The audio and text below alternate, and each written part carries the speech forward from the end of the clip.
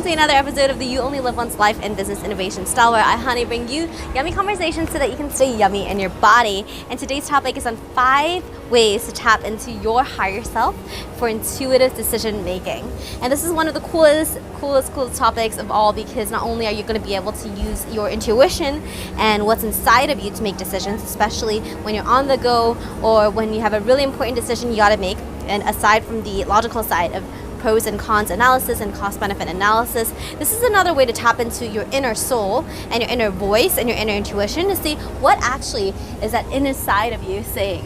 And this is super productive in terms of just understanding, okay, how is it that I can create that clarity from within?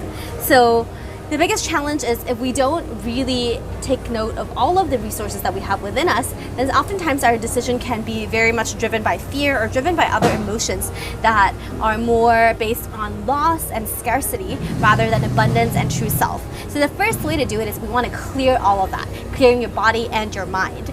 And so when you're first making a decision or trying to go into understanding what decision is for your highest good or the highest truth, or the thing that is the most in alignment with you, whether or not you make a decision on that is up to you. However, knowing what that is important. So in order to access that, first thing is to clear your mind.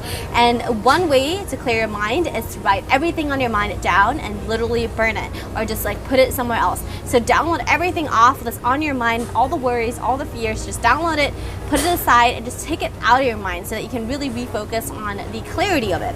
And the second way to clear your mind is through meditation. We have so much breathwork meditation on this channel that you can really tap into and just see how to get rid of all of that chatter in your brain, that busy-minded stuff, and just let that go for a moment. Because then what happens is that when that goes away, then you have more space and more clarity and more room to make and see things in different perspectives, and maybe even receive intuitive guidances that you may not have been before. So step 2 about it is to actually get into your highest state. And so what this means is that as you're making the decision as well, a big challenge would be like if you're constantly bombarded by vibrations of stress or pressure, or feeling that that you don't want to make such a big decision, especially if you are actually making a life-changing decision or something that would really change the outcome of an outlook of your current lifestyle and current life, especially if you're starting a business or you're changing a career or changing a romantic partner or changing a way that you're dealing with your health or relationship or family members, and you're making a drastic change. This can be very tough if you're in a situation where you're not fully present and fully in your highest state.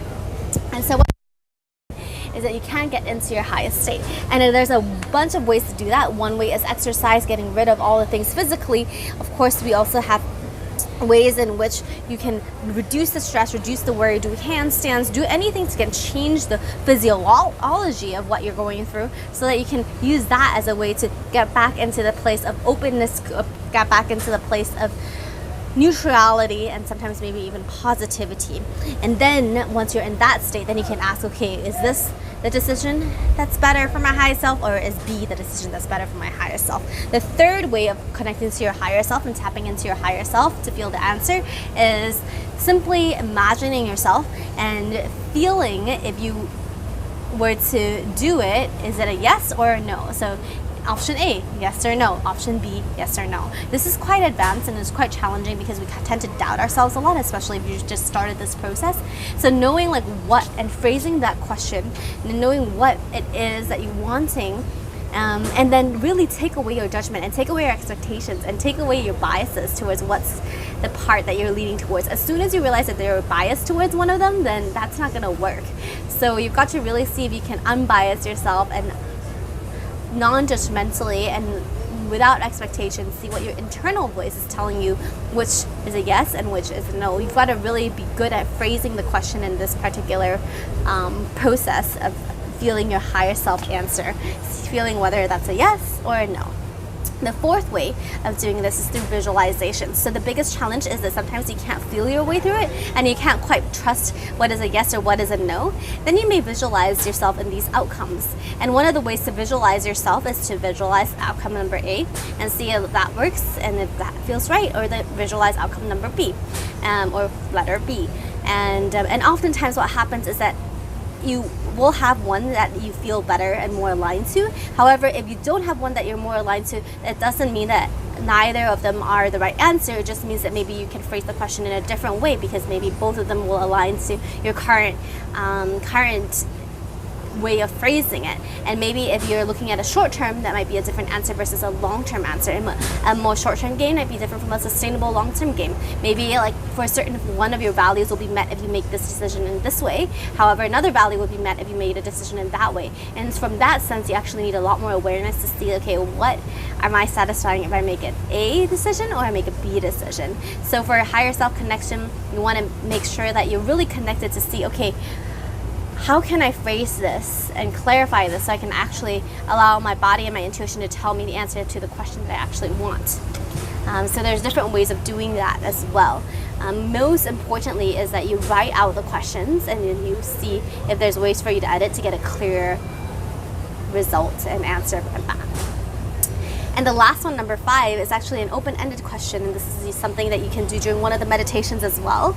And the reason for that is because sometimes if you're not getting a really clear answer and both answers are rather positive or rather negative, then maybe there are other options available out there that you haven't really explored yet. And this is also really important because sometimes your higher self will communicate with you and show you another option, another alternative. And the way to access this is through meditation as well. It's the easiest and fastest way. Of course, you can brainstorm, you can jot down, but the key is you want to really isolate the answers from your rational mind and your intuitive mind so that you can hear answers from both, because rational is easy to access, just kind of writing it all one by one, but however, intuitive and that more creative, that more connected version of you, maybe it's a bit more difficult to access. So in this case, the recommendation is to meditate, and at the center of the meditation, when you do feel like you have no more judgments, as little as possible, your mind and body is clear, you're in your highest self state, and all of the mentioned ways of accessing it, then you can say, show me what the right answer and the next step is, or give me a sign what the right step and next answer is, and let me know what's the highest and of my best good. And so take a deep breath, breathe in. Show me what I need to do right now. And just receive and wait and receive. So I hope these 5 steps really helps you understand like what you can take in your own empowerment way to connect with your higher self and see what answers you get from this. I wish you a ton of luck. Every single inspiration you receive from me is an inspiration that you have within yourself. So take care, have a yummy day, Leka day. Go ahead and connect with your higher self and see if you can find that decision making and tap into that higher self decision making ability that you have within you. Alright, this is Honey, loving you. Subscribe and like if you haven't yet. Comment below what next video you would like to see, and I'll talk to you in the next video. By the way, if you're interested in creating a life and a business that you desire, we have a whole book on that, best-selling on Amazon, so those are in the link below. We also have orgasm classes that includes abundance theories that allow you to expand and receive more and more of these higher self-aligned abundances. All right, talk to you soon. Mwah.